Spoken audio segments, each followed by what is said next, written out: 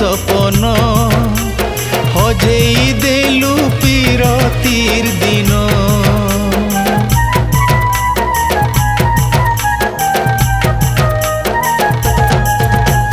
भांगी देलु रे आखिर सपन हजेई देलु पीरतीर दिन भांगी देलु रे आखिर सपन हजेई देलु पीरतीर दिन कलजा तलर बखरा के करी देलु मेला रे कलजा तलर बखरा के करी देलु मेला रे आउ कहर संगे बितालु तुई राति दिन भांगी देलु रे आखिर सपन हजेई देलु पीरतीर दिन भांगी देलु रे आखिर सपन हजेई देलु पीरतीर दिन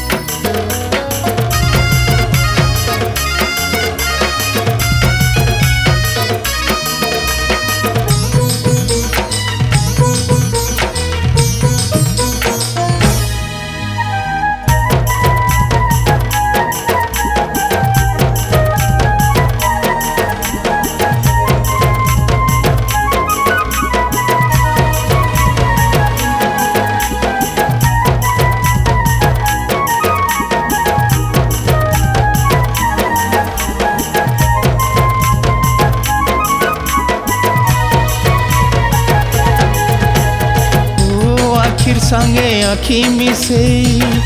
भल पाइथिलु कथा दे कथा रखी तुई मते ठकी देलु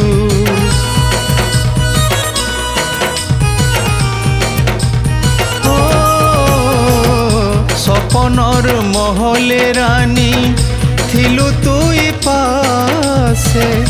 बीज दे छाड़ी पलालु विश्वासे विश्वासे जहर दे देलु रे मते मारी देलु रे जहर दे देलु रे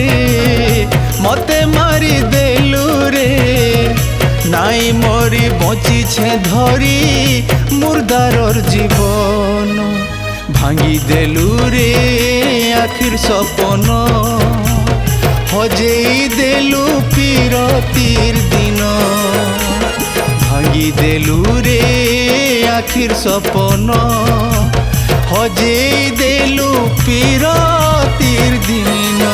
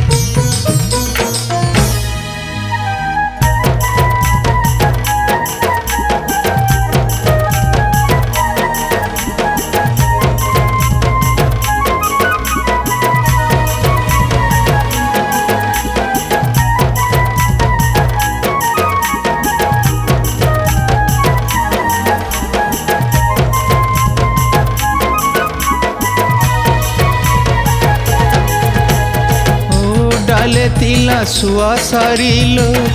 झूला झूली है अदिनिया धुका सारी के नेला रे उड़े